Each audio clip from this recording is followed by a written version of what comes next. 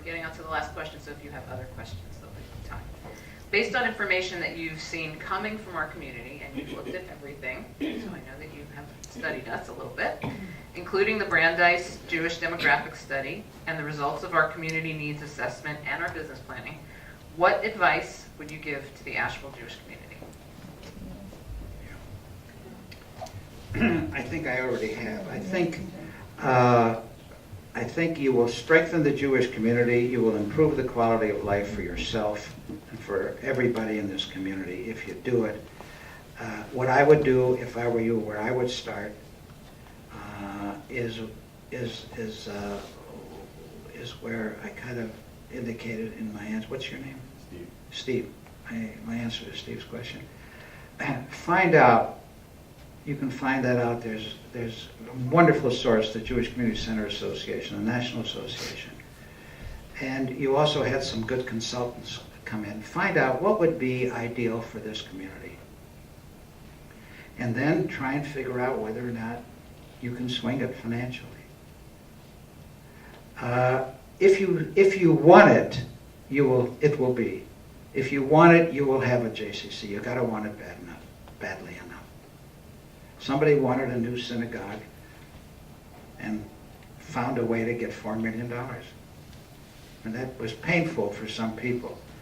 But it's the kind of pain that turns into pleasure when you see what happens. So, if you give till your hurts, it'll make you feel good. I know that sounds funny. But, so I don't know how much you're talking about financially, but I think there's a pretty enlightened community here. This is a highly educated Jewish community. I think you ought to find out what would be ideal for this community by way of a JCC. There's 150 cities that have JCCs.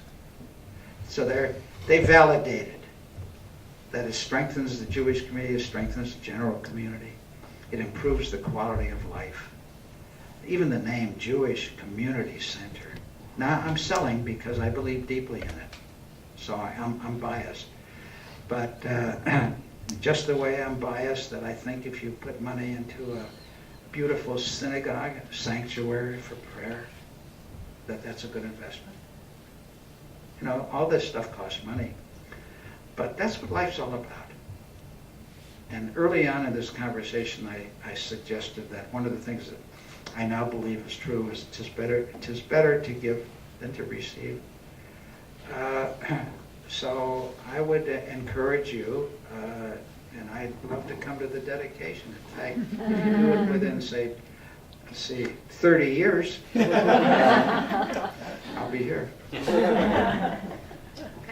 Okay, listen, anybody? Anything?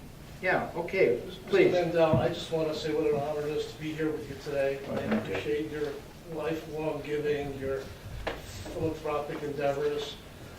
To be in a room with everyone here is just a real mitzvah. It was the SS Exodus in 1947 that was turned away from Israel. Yeah. But my question was, you had an incredibly rich life, a life of giving, a life of joy. What haven't you done that you still want to do? You believe it or not, I wrote a book recently, and I've got the answer to your question in my book. No, I'm going to give it to you. I'm going to give it to you. I use the expression, I've used it probably for 15 years in meetings like this and just when I talk, about lighting candles. And to give you some idea of proportion, so this is not real what I'm going to say, but it's notional and you'll understand my point. Let's say when the world was started, there were 1 billion candles unlit. Now, theoretically, mankind sort of standing upright and so on, out of the Neanderthal man, however long that is, I think it's about 8 million years.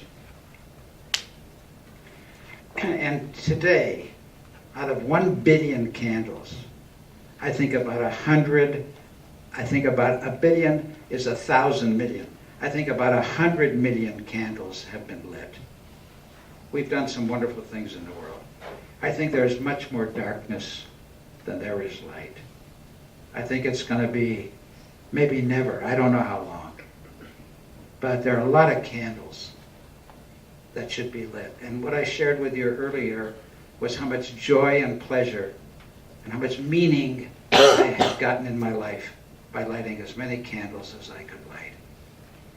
So my answer to you, what I'm going to do, what I haven't done, I'm going to light some more candles that are still dark. That's what I'm going to do. Thank you. There was another hand over here. Please.